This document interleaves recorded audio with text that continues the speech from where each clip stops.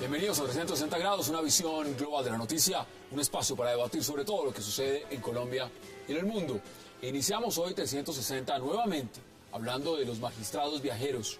Esta vez los que se van de tour son los 8 que integran la Sala Penal de la Corte Suprema de Justicia. Primero estarán en Washington, luego pasarán a Puerto Rico.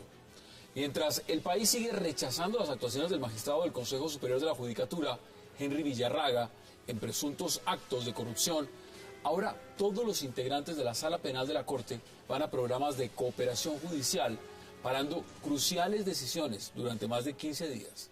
¿Qué pasa con las altas cortes en Colombia? Vamos a debatirlo esta noche en 360.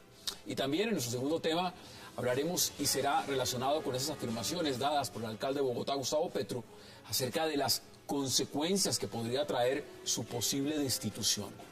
Petro dijo en una entrevista que si es destituido podría sucederle al país lo mismo que pasó el 19 de abril de 1970 cuando nació el M-19. En una entrevista con la W Radio, el alcalde Gustavo Petro manifestó que si el procurador decide retirarlo del cargo, podría suceder algo similar a lo que vivió el país el 19 de abril de 1970 en medio de las polémicas elecciones presidenciales entre Misael Pastrana y Gustavo Rojas Pinilla. ¿Qué pasará si es destituido Gustavo Petro? Vamos a debatirlo esta noche en 360. Y también hablaremos esta noche, y serán, por supuesto, enmarcadas las declaraciones que están enviando diversos líderes del partido Cambio Radical, diciendo que sí quieren que su candidato presidencial sea Germán Vargas Lleras. Miembros de Cambio Radical como Antonio Guerra y Germán Barón han dicho a diversos medios que están expectantes a la decisión del presidente Santos de si va o no por la reelección, y que en caso de no suceder, el plan B es el exministro Germán Vargas Lleras. ¿Se viene Vargas como candidato? Tema de debate en 360, y no se muevan, que ya en segundo le damos la bienvenida a nuestros invitados.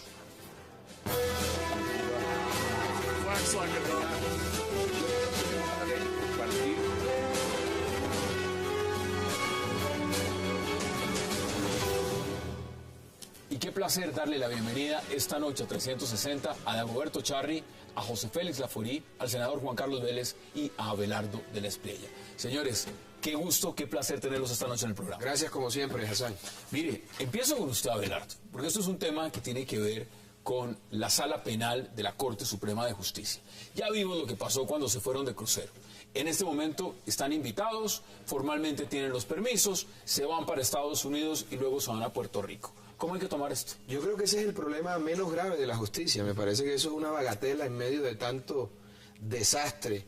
Lo que hay que proponer prontamente es una reforma estructural a la justicia, porque, Hassan, aquellas personas que no tienen juez acostumbran a hacer lo que les dé la gana.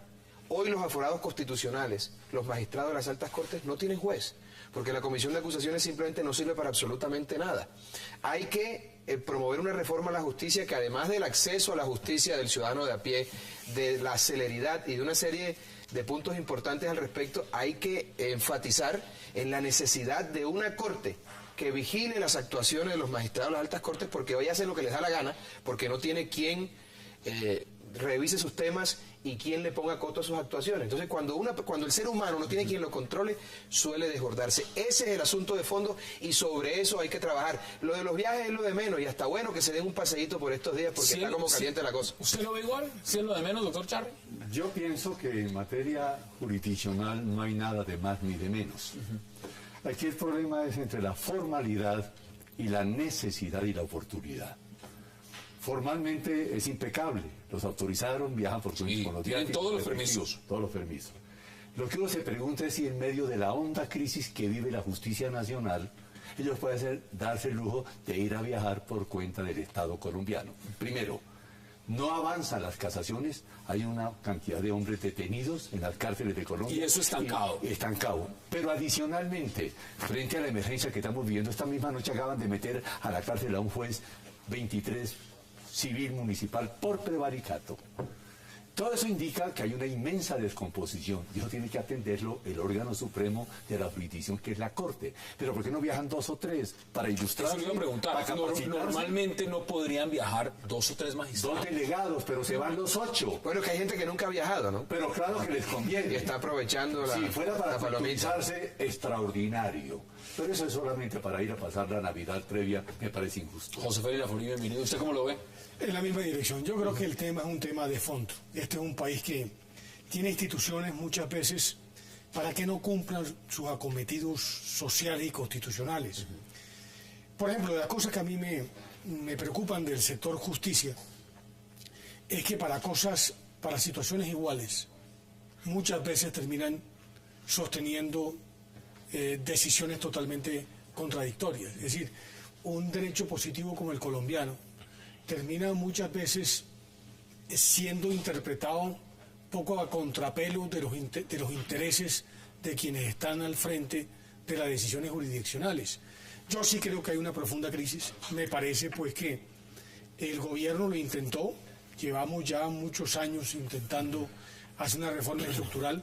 Creo que la reforma del 91 no quedó bien, los pesos y los contrapesos no están dados. Pero mire que el presidente está hablando otra vez de reforma a la justicia.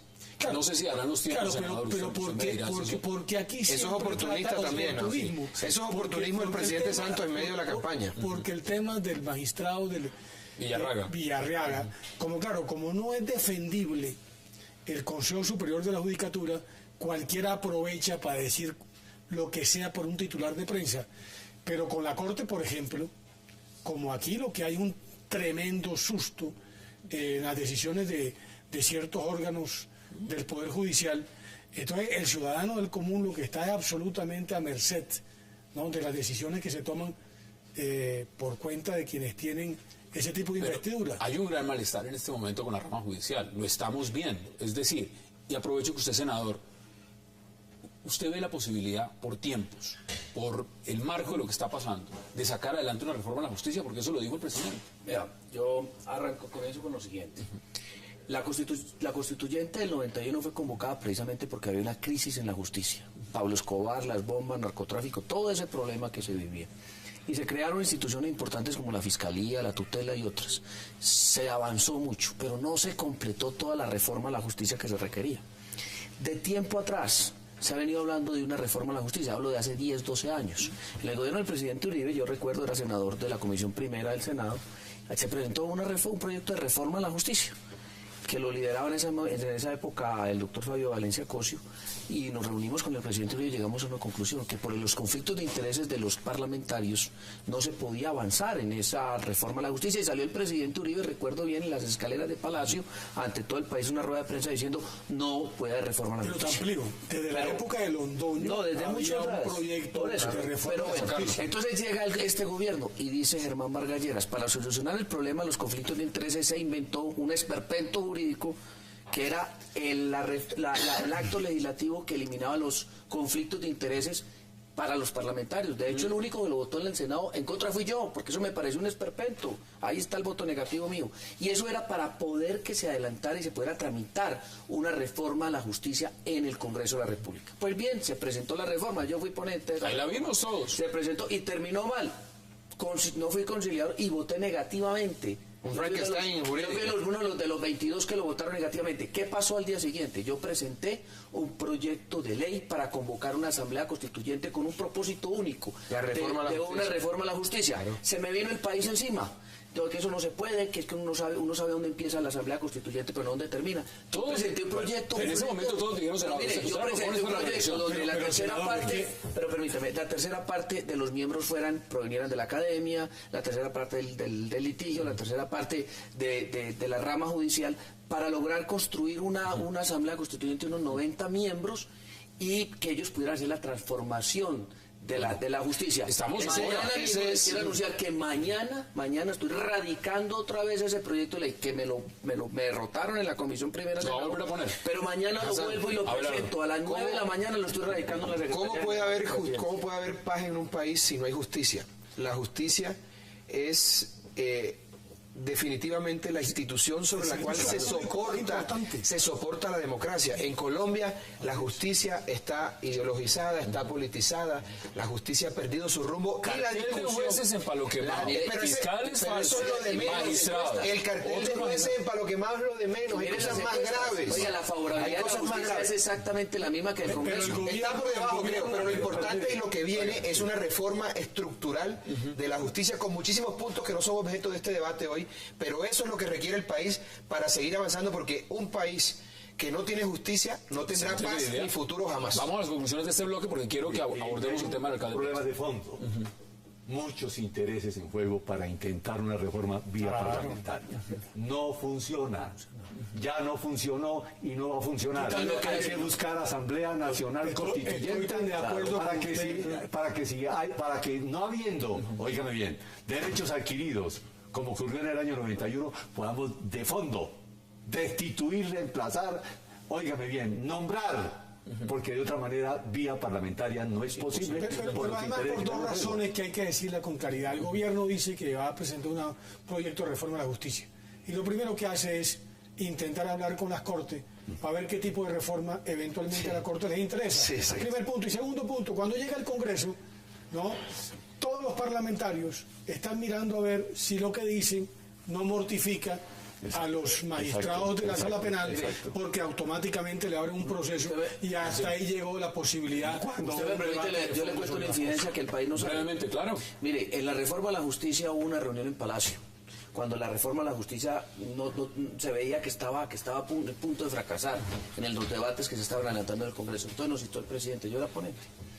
Y entonces cada uno, la rama judicial, el Poder Legislativo y el Poder Ejecutivo, cada uno presentó una propuesta.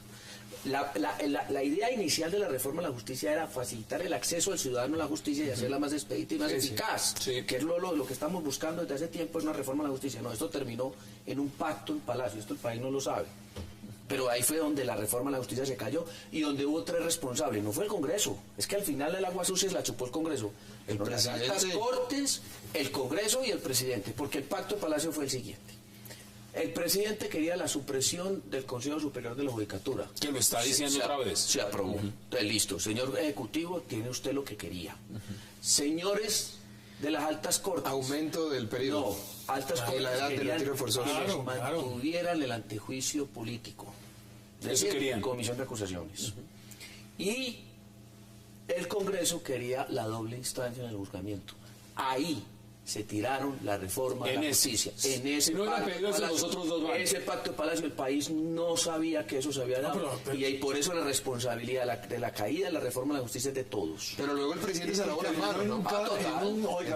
Yo quiero grave, Hassan, en un intercambio de favores. Claro. Tú me precluyes y yo te amplío el término para que tengas 4 años más y te retires solamente a los 70. Pues, entonces se hundió el proyecto. Señores, en esas estamos. Y otro tema que me parece que las Cortes nunca han querido, que es que la reforma 91 terminó entregando una serie de facultades nominadoras políticas. Ese es el otro gran problema. Ese es el otro gran problema. Todo el arreglo institucional colombiano. Ese es el otro gran problema. Miren, quiero que vean en imágenes, porque vamos a cambiar de bloque cuando vayamos a la pausa, cómo despidieron a los magistrados, porque es importante ver cómo siente el colombiano lo que está pasando con las altas cortes en Colombia. Veamos las imágenes. Al volver otra vez, en mi mente quedó grabado, en mi mente quedó grabado el paisaje azul de la primera. Qué lindo es volver al hogar nativo y poder recordar con los viejos amigos la dulce infancia, la pelota del lago, el barquito del papel.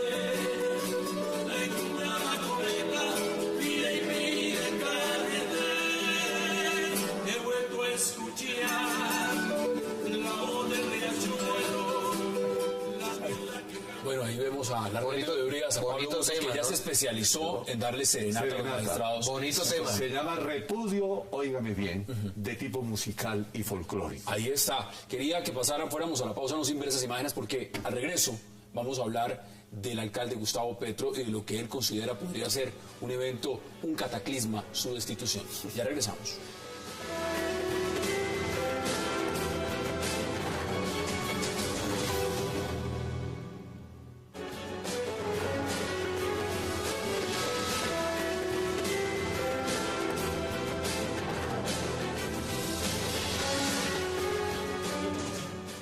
Regresamos a 360 y estamos viendo imágenes del señor alcalde de Bogotá, Gustavo Petro, porque ha dado unas declaraciones y por supuesto se ha generado reacciones también. El tema de esa investigación que se adelanta en la Procuraduría y por supuesto dentro de una situación donde se podría dar una destitución y una posible sanción del procurador Alejandro Ordóñez, pues ha dado unas declaraciones. Veamos las declaraciones y entramos a debatir sobre ellas. Lo que usted quiere decir entonces es que si llega a darse una destitución suya por parte de la Procuraduría, ¿podría suceder algo similar a lo del 19 de abril? El efecto sobre la historia del país es similar. ¿Y lo que sucede en las calles podría ser similar también?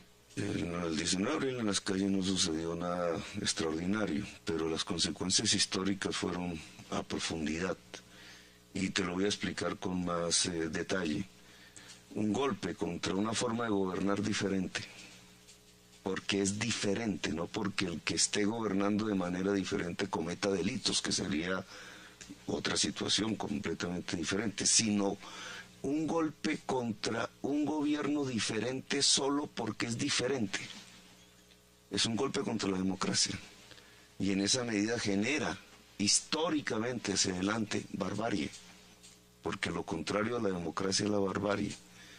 Y te voy a explicar un poquito más concreto a ti y a los oyentes para que me entiendan por qué actúo así. Ese audio es cortesía de W Radio y por supuesto escucha uno al alcalde Gustavo ¿Qué tal eso? Bueno, yo les pregunto. José Félix Laforí dice claramente, sería un golpe a la democracia, porque es un gobierno diferente. ¿Usted cómo ve las declaraciones? No, a mí me parece que son unas declaraciones irrespetuosas contra la sociedad colombiana y por supuesto contra la democracia. Yo tengo varias imágenes. La primera es que los crímenes de la izquierda siempre han quedado impunes. La izquierda tiene rótulos que a mí me parece que son apropiaciones indebidas. Izquierda democrática, los demás partidos no son democráticos. Progresista, lo demás no, lo demás es la caverna. Es decir, es siempre jugando con las palabras, cuando en el fondo lo que hay es el cuento de los sepulcros blanqueados. Es decir, él, mientras que a un tipo como Fernando Londoño un día, la Procuraduría de Maya terminó por inhabilitarlo durante 14 años, porque dijo que un juez prevaricaba al sacar de la cárcel a un mafioso como los Rodríguez Orejuela. El señor Londoño hoy en día está por fuera de la política y simplemente lo aceptó con humildad republicana, pero cuando se lo toca a ellos no. Es decir, ¿cuántos... Sí, la ley del embudo. La ley del embudo. ¿Cuántos políticos que tuvieron o no contacto con los paramilitares están hoy en día destituidos por fuera de la política? Todos los que tú quieras. Tocaron a la señora Piedad Córdoba, automáticamente toda la izquierda protesta. No, yo creo que el país tiene que reaccionar contra eso, porque el señor Petro no puede estar por encima de la ley. Las declaraciones son por igual. Es comparar la posible destitución con lo sucedido el 19 de abril de 1900. Eso es exagerado porque hay una gran distancia entre Gustavo Petro y Jorge Eliezer Gaitán, ¿no, maestro? No, ya estamos hablando de Rojas Pinilla y Pastrana, en el marco de lo que fueron esas... Y por eso, pero en algún momento comparó también con ese momento histórico y ahora con el tema de Rojas Pinilla y Pastrana. Es decir, el ego de Petro es tan grande que se cree más importante que todos y que cree que la ley a él no debe aplicársele. Mire, yo le quiero decir una cosa, yo no estoy de acuerdo con el poder sancionatorio que tiene el Procurador General de la Nación. Me parece que es un poder excesivo, pero eso es lo que consigna el texto legal. Eso es diferente. Entonces, si el procurador tiene esa potestad legal hasta ahora, puede, en uso de esas facultades legales, iniciarle un proceso que no sabemos si va a terminar mal contra Petro. Petro se está adelantando para generar una solidaridad mediática polarizando, que es lo que le gusta hacer a él, para dividir, y eso es supremamente grave. Estuvo el abogado del alcalde Gustavo Petro que llevó ya el caso ante la Comisión Interamericana. Es un discurso incendiario, es un discurso que le hace un flaco favor a la democracia, y lo que muestra es que Petro se cree por encima de la ley y se cree un ser superior más importante que el resto de mortales. Eso es lamentable de un hombre que hay que ser democrático. Hay un poco de paranoia populista. Hay un rumor. El rumor supuestamente es que podría venir una destitución, pero es un rumor. Y no nadie lo sabe. Óigame, Hassan, y no le quepa ninguna duda que está destituido. ¿Usted lo ve de esa El forma? pliego de cargos así lo indica. porque hubo una prevención para que no hiciera la recolecta de las basuras, por falta de técnica e improvisación. Y eso lo calificaron, óigame bien, como una culpa gravísima de carácter doloso que da para la destitución, y primero la suspensión y luego la destitución y luego la inhabilidad. Sí, la que no es inferior Pero no sería muy grave llegar a esa posición, y se lo pregunto también. Se está adelantando, y lo dice el alcalde Gustavo Petro, dice, se está adelantando un proceso de paz. Sí. En el momento en que a mí me destituyan, esto tiene repercusiones en La Habana, dice. Y por eso dice, esto puede llegar a tener el alcance de lo que tuvieron los sucedidos el 19 de 19. No, pero que Petro es inteligente, quiere enredar todo. Quiere enredar todo, eso es lo que está haciendo. En cuenta esto. La medida cautelar es de obligatorio cumplimiento en Colombia, la acaba de decir la Corte Constitucional, las que provienen de la Convención Americana de Derechos Humanos. Punto 1. Tiene que adelantársele para que el procurador no pueda proferir la decisión.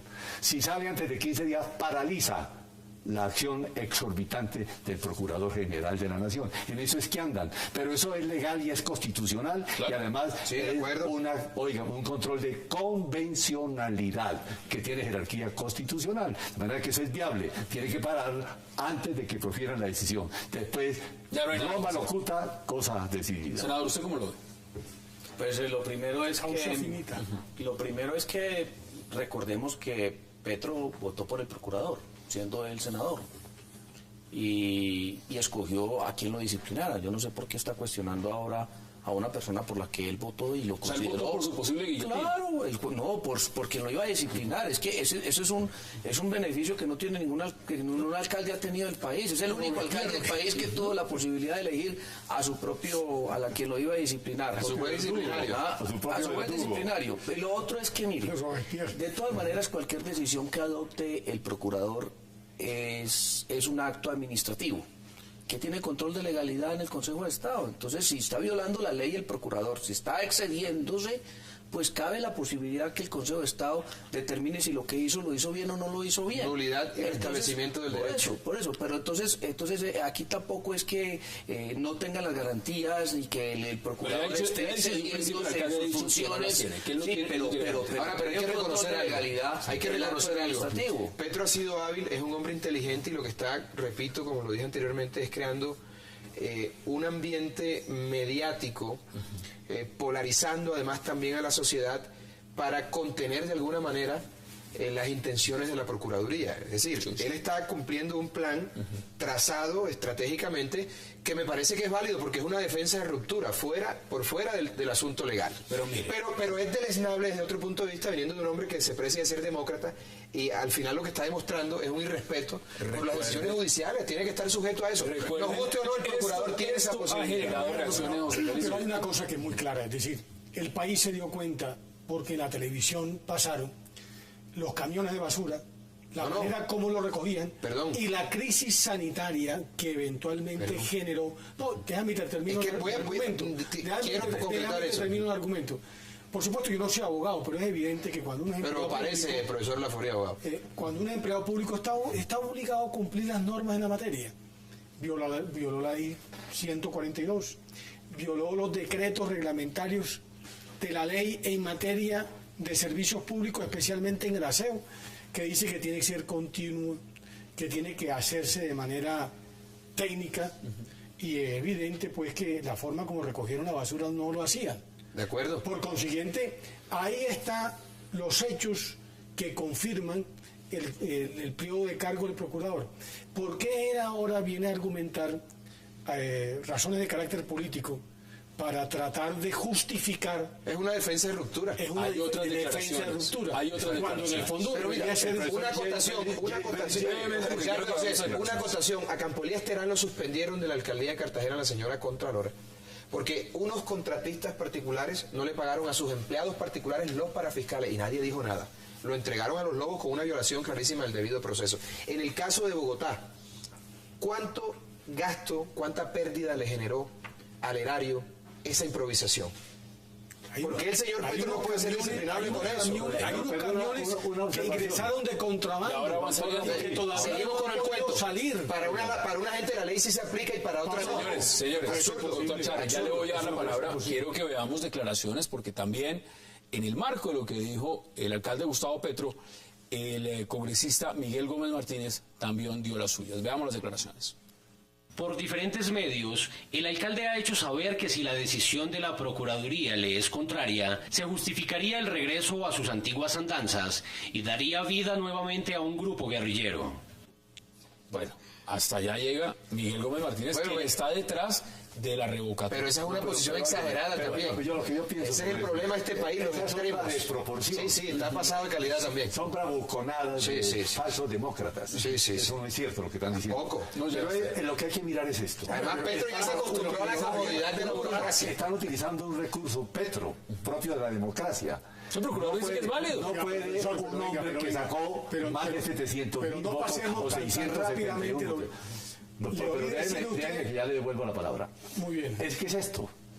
La crisis que te estoy dando aquí es la manera como se arrogaron facultades para ir eliminando y restringiendo la democracia que funciona en este país. Una persona que fue elegida con más de 600.000 votos, 671.000 votos, no puede ser destituida por un funcionario que no tiene constitucionalmente las funciones. Punto primero.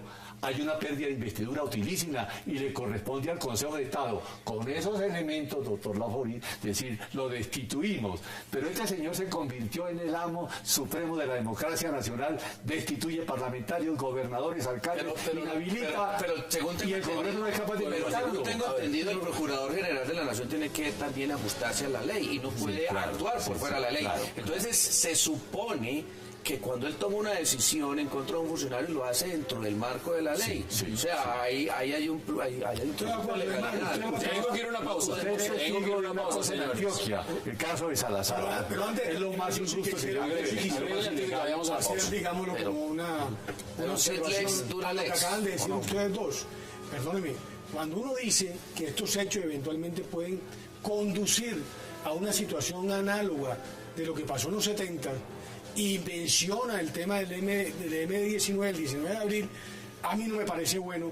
Incluso Abelardo acaba de sostener que él muchas veces también trata de contraponer los temas de La Habana con los Entonces, por favor, me parece pues que yo no creo que que eso vaya a terminar en eso, pero creo que un mandatario respetuoso de la ley y de la Constitución no puede estar haciendo ese tipo de amenazas. Vamos a la pausa entre 60 y ya continuamos con el debate.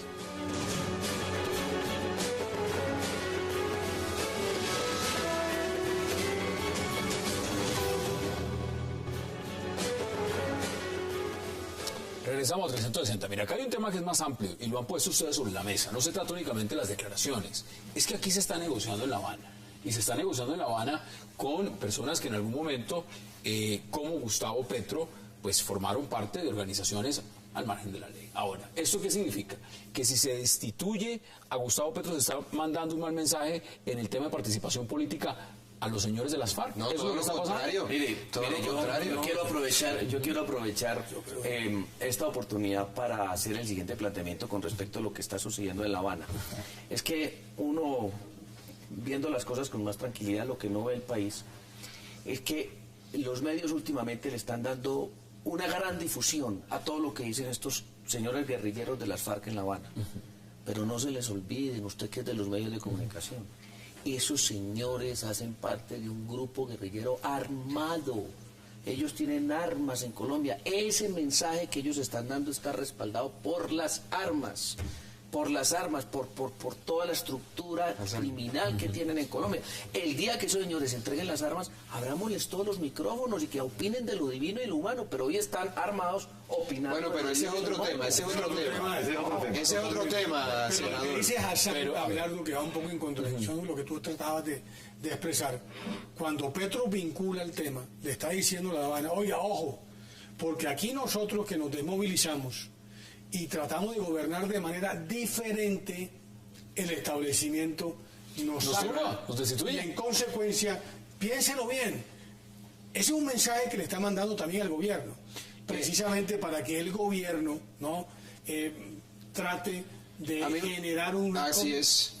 A mí me parece que el mensaje es todo lo contrario, perdón. El mensaje es todo lo contrario, es un mensaje de respeto por la ley. En Colombia hay una costumbre malsana de creer que la ley debe aplicarse de manera selectiva y que la justicia debe aplicarse para unos y para otros no. Sea la persona de izquierda, sea de derecha, o de centro, comunista o facho, tiene que suscribirse al imperio de la ley. Y la ley debe aplicársela a todo el mundo por igual. Eso nos hace una sociedad más civilizada y nos hace una democracia más fuerte. Pero aquí creemos, y mucha gente cree, que la justicia sigue siendo para los de Ruana, o para nosotros los provincianos, o para los que no pertenecen a ciertas élites capitalinas. Eso es muy complicado. Aquí la ley hay que aplicársela a todo el mundo. Mire, en Estados Unidos pagan, espérese maestro, que usted ha hablado ya. En Estados Unidos paran a la hija del presidente, la cogen con una prueba de alcoholemia y la llevan presa. Sí, aquí entonces un senador se le va a llamar, yo tengo 50.000 votos y se pasa la ley por la No, porque el mensaje de fondo es ese. Petro cree que no es sujeto de la ley. En La Habana hicieron un pronunciamiento en el sentido de que el procurador estaba ejerciendo presión indebida para destituir a gente que impugna al gobierno. Claro, punto primero. Punto dos, este alcalde es un impugnador. Se derrotó a toda la burguesía bogotana en 4 meses. Luego él se reviste de esa facultad y de ese poder para ocurrir al elector, para decirle, ojo, que están contraviniendo las decisiones que ustedes tomaron. Ese es un recurso legítimo de la democracia. Y el gobierno además avala un poco en la dirección de lo que usted está diciendo, que va en la dirección de lo de Abelardo. Voy a dar una pregunta: ¿qué es lo que está pasando en La Habana? Están negociando la Constitución y la ley. Es evidente que están negociando con unos criminales.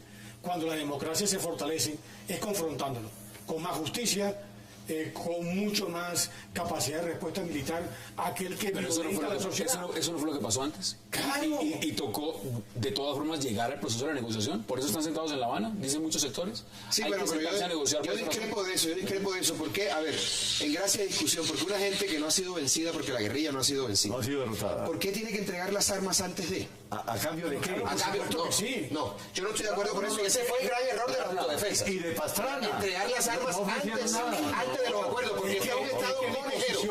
Este es un Estado conejero. Pero mi posición es todo tramposo. Es que yo no creo en las negociaciones con los criminales. Yo creo que los criminales hay que someterlos. Bueno, pero eso es otra cosa. Pero eso es otra cosa. Y lo que están haciendo en La Habana es otra cosa. Y lo que Petro pretende es que no le apliquen la ley, que le aplican a ti o que le aplican al senador. Me parece que aquí lo que hay una disfunción Estoy de acuerdo. Empezamos a redondear porque hay un tema que quiero tratar con ustedes. Alfonso López Miquelsen dio, ese que era un genio para interpretar la realidad nacional, un concepto sobre esto. Vamos a disminuirlos potencialmente para poderlos negociar. Y se estaba haciendo en el gobierno anterior. Claro. Ahora bien, no están vencidos, no están derrotados. Sí. Hay que entregar cosas y dar cosas. Para eso se negocia. Es una negociación, no es una ¿Por qué el rendición. gobierno no tiene la misma posición para con el ELN? Porque el ELN sí está derrotado militarmente. Y el ELN y entonces con el ELN tenemos que otra vez volver a negociar en París, en una negociación en Uruguay. Con el enemigo, y en el ELN también vamos a votar un referendo por el ELN. Hay que negociar dando y dando. Estoy de acuerdo. La conciliación. Estoy de acuerdo. Vamos a las conclusiones. Vamos a respetar la Constitución. Los 44 Eso es válido. colombianos. Estados Unidos dice que no negocia con los terroristas. Y es una política de Estado. Pero aquí la política de Estado la dice el presidente de España, no se está negociando. Está bien, pero el presidente, el Estado y el jefe de gobierno ha trazado esa política de Estado. Esa es la verdad. Él está detentando el poder, ¿o no? No, definitivamente yo recojo lo que ustedes han dicho y estoy de acuerdo. O sea, el alcalde de Bogotá, Gustavo Petro, quiere que le apliquen otra norma diferente a la que le aplican al común de los ciudadanos. Y él cree que si a él lo sanciona el procurador, pues con él se está cometiendo una injusticia que meritaría casi que una sublevación.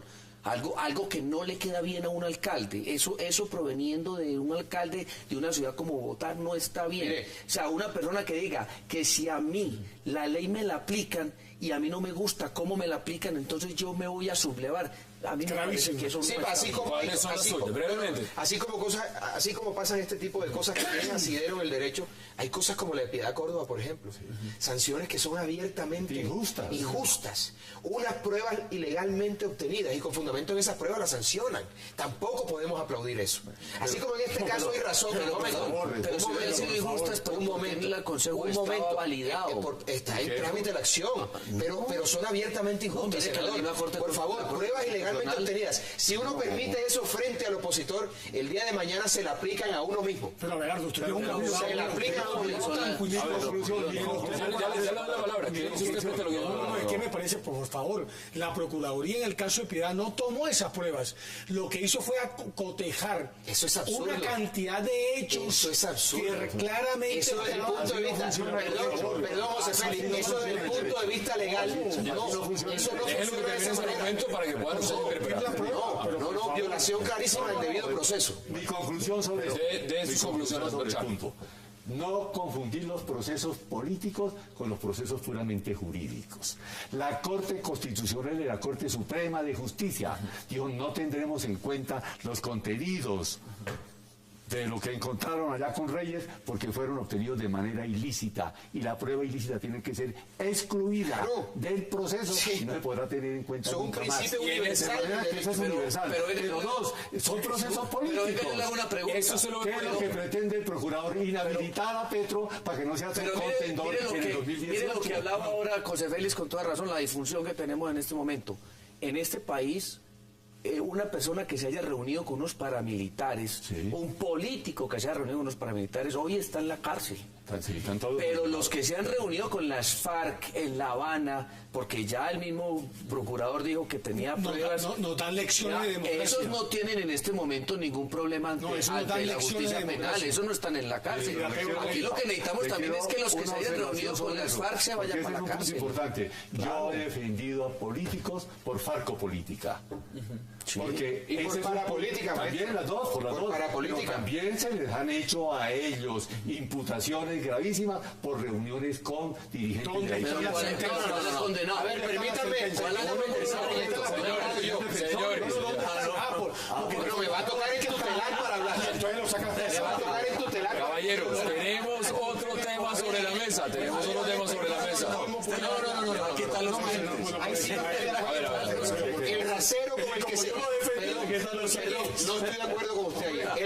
Brevemente. El rasero con el cual se ha medido a las personas vinculadas con el paramilitarismo no es el mismo con el cual se ha Los medido crímenes de la a las izquierda personas que se nunca han relacionan tenido- con la izquierda, me refiero a la izquierda armada, a la guerrilla. Sí, claro. Ese es el gran problema de este país, la justicia sigue siendo selectiva. La 15 justicia segundos tiene que aplicarse por Aprovechalo, José Félix Laforí. No sé si a mí me parece que la discusión es una discusión el problema es este. absolutamente sesgada.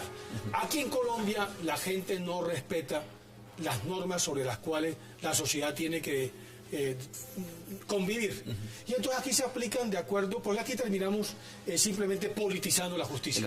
Una última cosa, mire, si el ministro de Defensa Se ha hacen dicho, normas para si el salvar a la ministro de gente. Defensa ha dicho que la marcha patriótica está vinculada a las FARC, ¿por qué los de la marcha patriótica en este momento no están en la cárcel? Vamos a la pausa, porque de regreso vamos a hablar de Germán Vargas Lleras.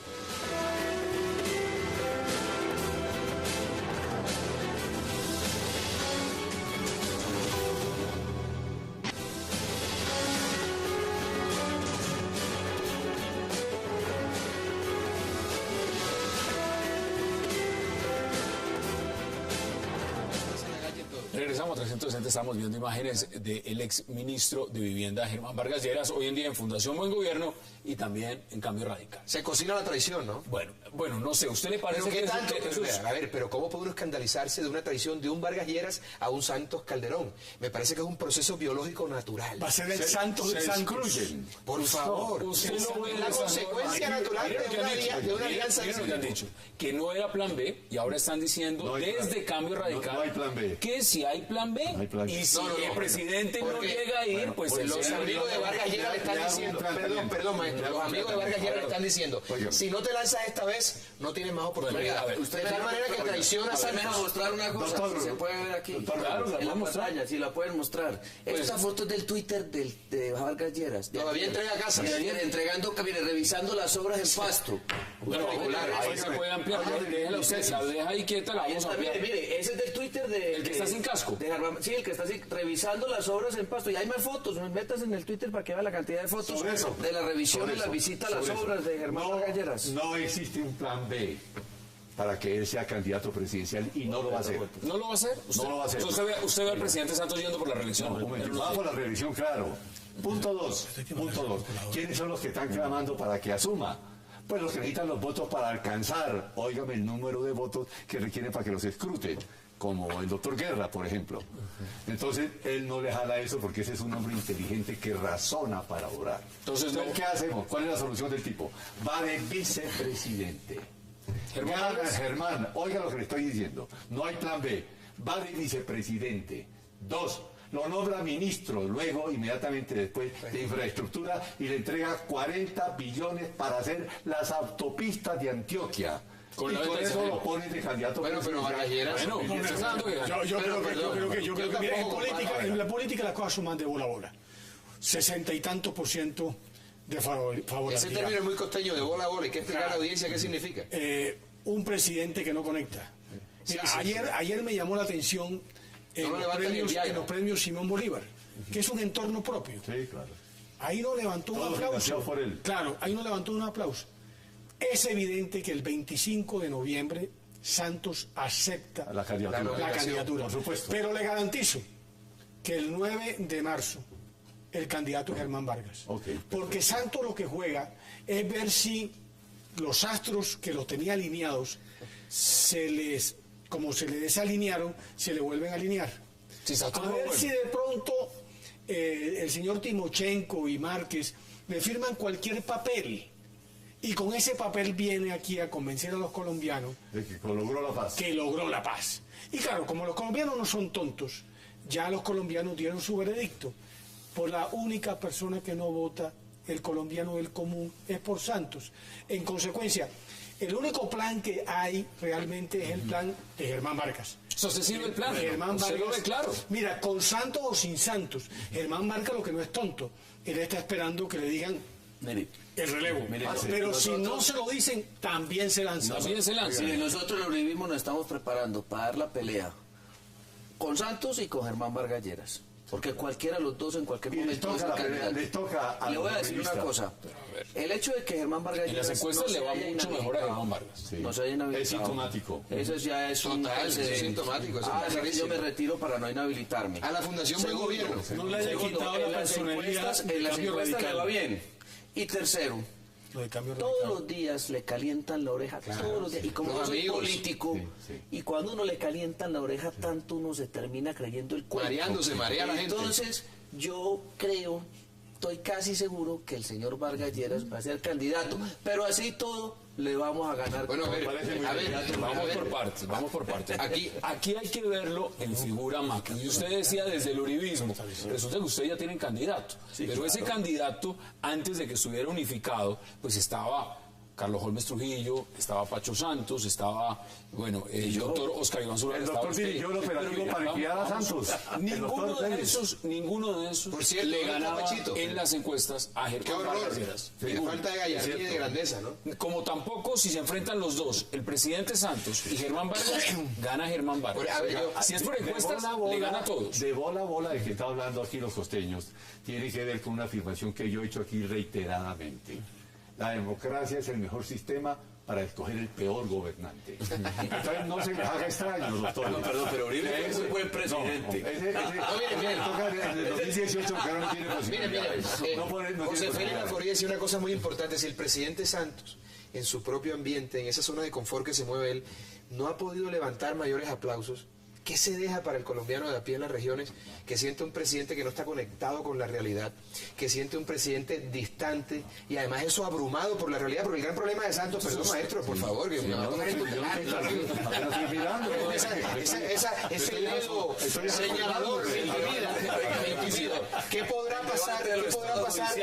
Entonces, yo lo que creo es que a Santos le puede ganar cualquiera.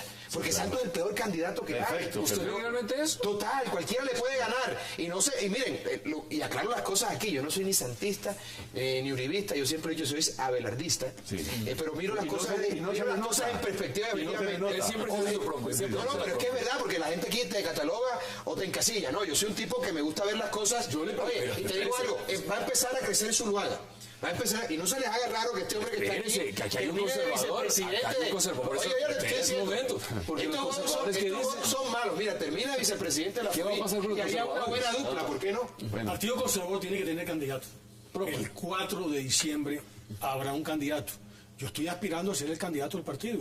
Ya luego miraremos si hay o no una convergencia con el centro democrático. Óigame, pero es evidente que el partido no puede ser un doctor partido Laforí. incoloro e insaboro. Y te digo algo, a un la proceso costa electoral. no puede seguir de agache.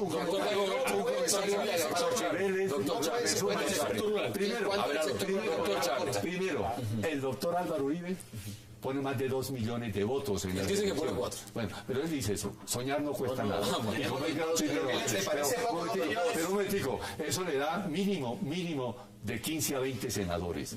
El mismo día, a las 5 de la tarde que terminen los escrutinios, la mitad del conservatismo, incluido el doctor Laforí, están adhiriendo a Álvaro Uribe Vélez. Y ese mismo día, óigame, el partido de la U, el más del 50% también le adhiere y queda lista la reforma constitucional para la candidatura de su jefe en el 2018. Usted ve ese Oye, pero programa le así, haga prestidigitación el maestro. se lo ve. Se adelanta 10 años. Claro, yo la próxima vez lo voy a decir. El profesor anda haciendo muchas Está especulaciones políticas importantes, pero yo creo que lo que va a ocurrir, y es nuestra posición, es que Óscar Iván Zuluaga clasifica para la segunda vuelta, que es donde nosotros ¿Con quién la segunda vuelta? ¿Con Vargas Lleras? Vamos con una Vargas tercería Lleras o con el Vargas presidente Lleras o Santos? con Juan Manuel Santos, pero que entramos a la segunda vuelta, entramos, y esa es la meta por ahora. Me parece muy bien. Vamos a las conclusiones en menos de 2 minutos. Deme las suyas en 30 segundos. La que dije, Germán Vargas será candidato con Santos o sin Santos. Porque un político como él, que lleva 10 o 15 años buscando una No opción podría de poder, esperar, no puede esperar. nadie aguanta tanto tiempo. Nadie Y aguanta sobre tanto todo tiempo en microondas. porque nadie le garantiza a Germán que Santos gane.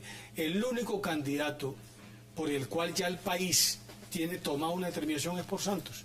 Y Germán sabe que al 22 no se espera tan fácilmente. ¿Cuáles son sus conclusiones? 30 segundos Quien también. a hierro mata, a hierro muere. Quien traiciona es traicionado. No hay que escandalizarse. Es una traición entre dos personas que pertenecen a la rosca oligárquica bogotana, y eso es muy común por estos lares, de tal manera que la traición se está cocinando y viene pronto, y yo estaré feliz de ver esa traición porque va a estar como para siempre.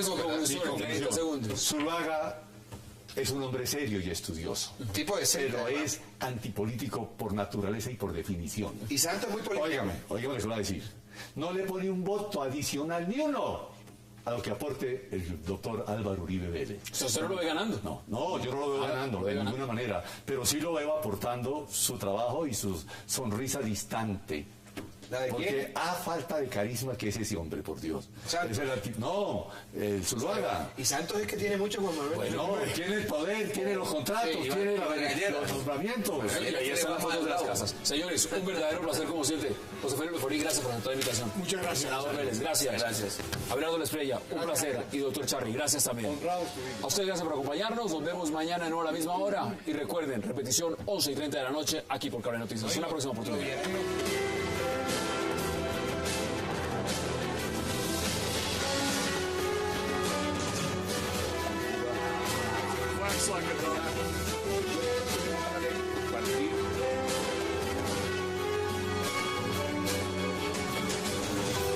Estructural, creo que la reforma del 91 no quedó bien, los pesos y los contrapesos no están dados. Pero mire que el presidente está hablando otra vez de reforma a la justicia. Claro, No sé si harán los tiempos, claro, senador. pero usted me porque, dirá, porque, sí. porque aquí Eso es siempre oportunista trata también, ¿no? oportunismo. Sí. Eso es oportunismo del presidente el tema- Santos en medio de la campaña. Porque el tema del magistrado del Villarraga. como no es defendible el Consejo Superior de la Judicatura, cualquiera aprovecha para decir lo que sea por un titular de prensa.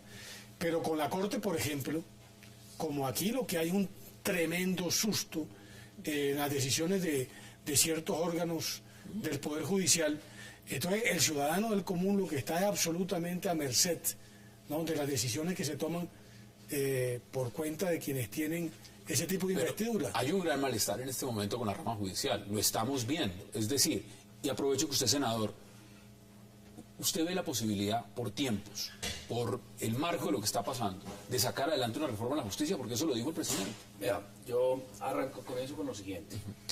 La constituyente del 91 fue convocada precisamente porque había una crisis en la justicia. Pablo Escobar, las bombas, narcotráfico, todo ese problema que se vivía.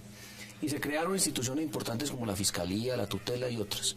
Se avanzó mucho, pero no se completó toda la reforma a la justicia que se requería. De tiempo atrás se ha venido hablando de una reforma a la justicia, hablo de hace 10, 12 años. En el gobierno del presidente Uribe, yo recuerdo ¿Cómo hay que tomar esto? Yo creo que ese es el problema menos grave de la justicia. Me parece que eso es una bagatela en medio de tanto desastre. Lo que hay que proponer prontamente es una reforma estructural a la justicia, porque, Hassan, aquellas personas que no tienen juez acostumbran a hacer lo que les dé la gana. Hoy los aforados constitucionales, los magistrados de las altas cortes, no tienen juez, porque la comisión de acusaciones simplemente no sirve para absolutamente nada. Hay que promover una reforma a la justicia que, además del acceso a la justicia del ciudadano de a pie, de la celeridad y de una serie de puntos importantes al respecto, hay que enfatizar en la necesidad de una corte que vigile las actuaciones de los magistrados de las altas cortes, porque hoy hacen lo que les da la gana, porque no tiene quien revise sus temas y quien le ponga coto a sus actuaciones. Entonces, cuando el ser humano no tiene quien lo controle, suele desbordarse. Ese es el asunto de fondo y sobre eso hay que trabajar. Lo de los viajes es lo de menos y hasta bueno que se den un paseíto por estos días porque está como caliente la cosa. ¿Usted lo ve igual? ¿Sí es lo de menos, doctor Charri? Yo pienso que en materia jurisdiccional no hay nada de más ni de menos. Aquí el problema es entre la formalidad y la necesidad y la oportunidad. Formalmente es impecable. Los autorizaron, viajan por con los tienen todos los permisos. Todos los permisos. Lo que uno se pregunta es si en medio de la honda crisis que vive la justicia nacional, ellos pueden darse el lujo de ir a viajar por cuenta del Estado colombiano. Primero, no avanzan las casaciones.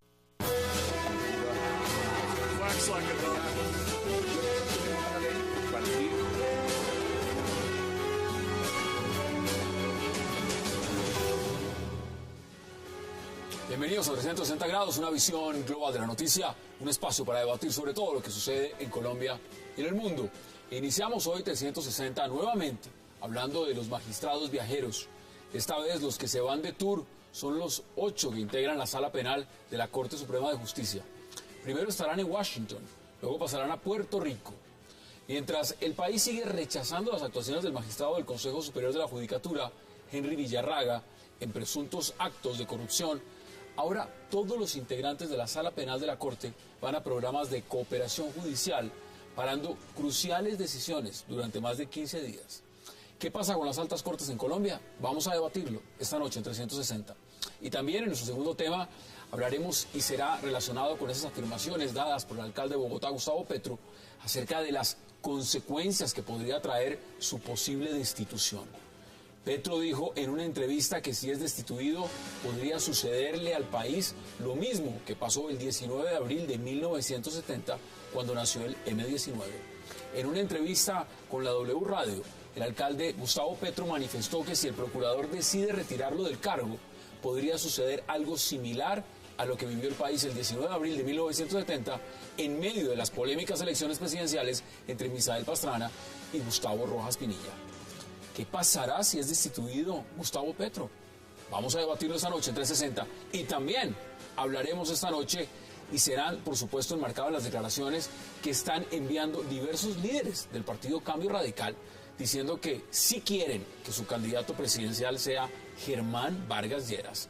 Miembros de Cambio Radical como Antonio Guerra y Germán Barón han dicho a diversos medios que están expectantes a la decisión del presidente Santos de si va o no por la reelección y que en caso de no suceder, el plan B es el exministro Germán Vargas Lleras. ¿Se viene Vargas como candidato? Tema de debate en 360 y no se muevan, que ya en segundo le damos la bienvenida a nuestros invitados.